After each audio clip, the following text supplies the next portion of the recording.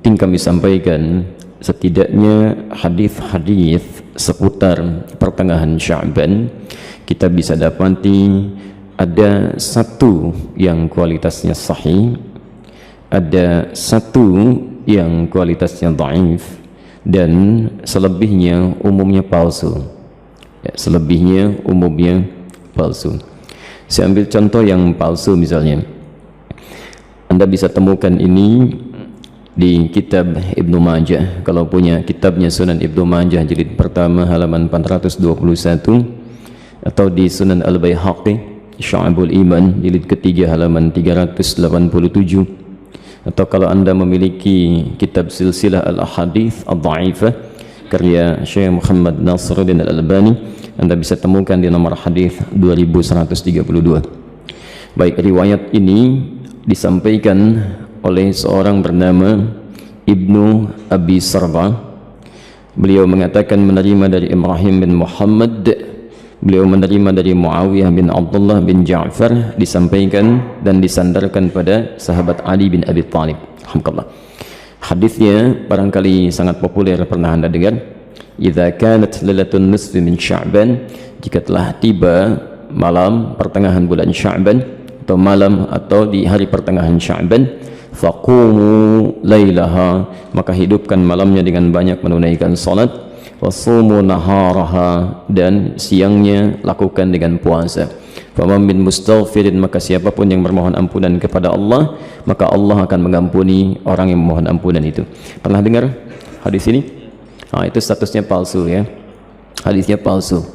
Hadisnya palsu. Cacat palsunya ada pada seorang bernama Ibnu Abi Sarbah, orang pertamanya. Ini dinilai oleh para ulama hadis sebagai orang yang sering memalsukan hadis. Adapun yang dhaif Anda bisa temukan di Asnal Matalib jilid pertama halaman 84. Itu disandarkan pada Aisyah radhiyallahu anha, bahwa satu kali beliau kehilangan Rasulullah sallallahu alaihi wasallam di malam pertengahan Sya'ban. Faqadtu Rasulullah sallallahu alaihi wasallam, dan itu bagian Rasulullah menginap di rumah beliau. Ya, diduga beliau sedang ada di tempat istri yang lain. Dicari oleh Aisyah, ternyata sedang ditemukan di Baqi. Ya, beliau sedang berdoa kepada Allah Subhanahu wa taala agar sekiranya Allah berkenan mengampuni para muslim yang telah wafat di pemakaman Baqi. Ya, maka Rasulullah menyampaikan, katakanlah Aisyah, hari ini Allah mengamati kepada manusia dan mengampuni orang-orang memohonkan ampunan. Ini statusnya dhaif, tapi juga disahihkan oleh Syekh Muhammad Nasiruddin Al-Albani.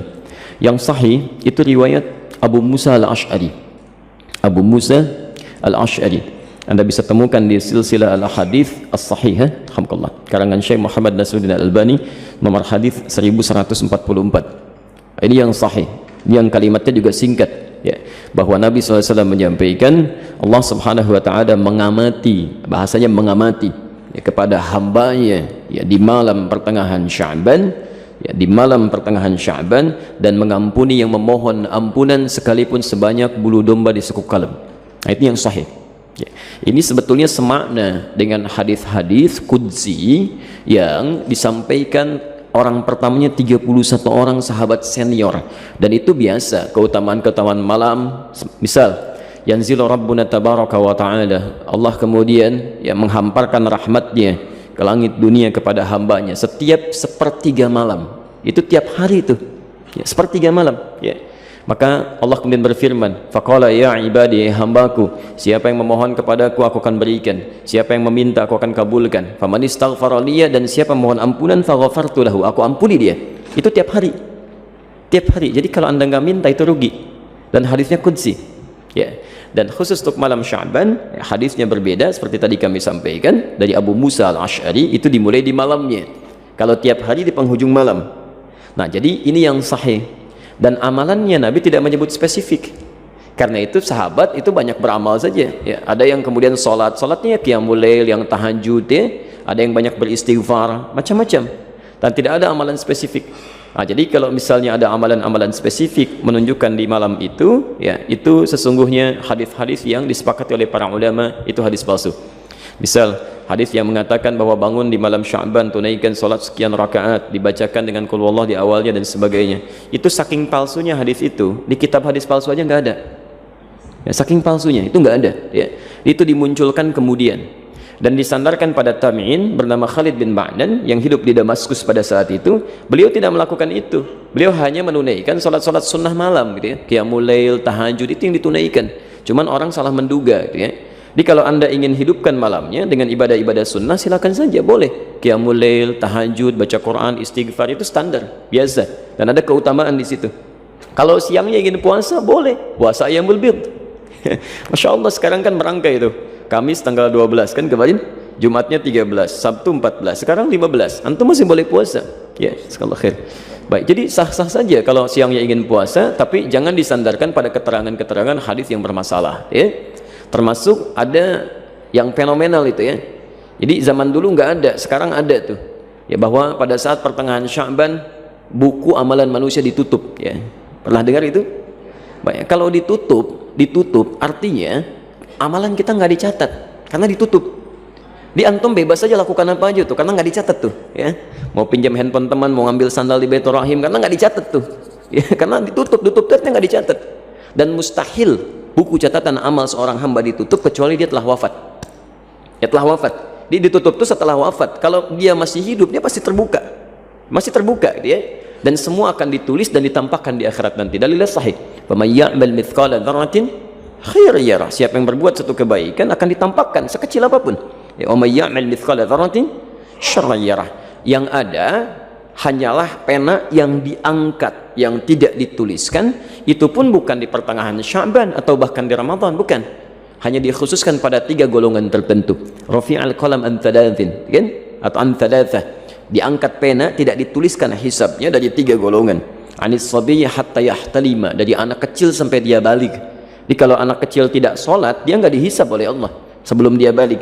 Itu diangkat penanya, tapi bukunya masih terbuka, catatannya ada. Ya. Kemudian siapa lagi? Wa anil majnuni hatta yufiqa. Ya, anil majnuni hatta yufiqa, dari orang yang terganggu ya kesadarannya, baik sampai dia sadar kembali, yang disebut tidak waras dan sebagainya gitu ya. Nah itu tidak dihisab, tidak dihitung. Jadi kalau dia naik misalnya ngambil mangga anda, dia lempar, kemudian dia ambil mangganya, anda nggak usah marah karena Allah pun nggak hisab ya, Allah tidak hisab, jelas ya. Nah, karena dia melakukan amalan berdasarkan bukan karena kesadarannya. Dan yang terakhir, anin naimi hatta yastaiqidha, ya, dari orang yang tidur sampai dia bangun. Jadi kalau misalnya ada di antara antum ya tertidur, kemudian subuh lewat sampai jam 10, itu belum dihisab tuh. Nah saat bangunnya di situ dia tempat sholatnya ya, tapi bukunya tetap terbuka, nggak ditutup ya. Kalau ditutup artinya sudah meninggal dunia, sudah selesai. Baik. Dan tidak ada kerjaan malaikat nutupin buku dibuka lagi tuh ya. Tolong tanyakan kapan ditutupnya, kapan dibukanya tuh. Oke. Jadi itu diantara amalan-amalan yang barangkali penting untuk disampaikan. Jadi tidak sepenuhnya keliru juga beramal di pertengahan Sya'ban, tapi juga tidak sewajarnya jika kita melakukan amalan yang tidak pernah ada dalilnya ya, sekaligus juga tidak ada ketentuan dan contohnya. Itu barangkali yang coba kita hindari.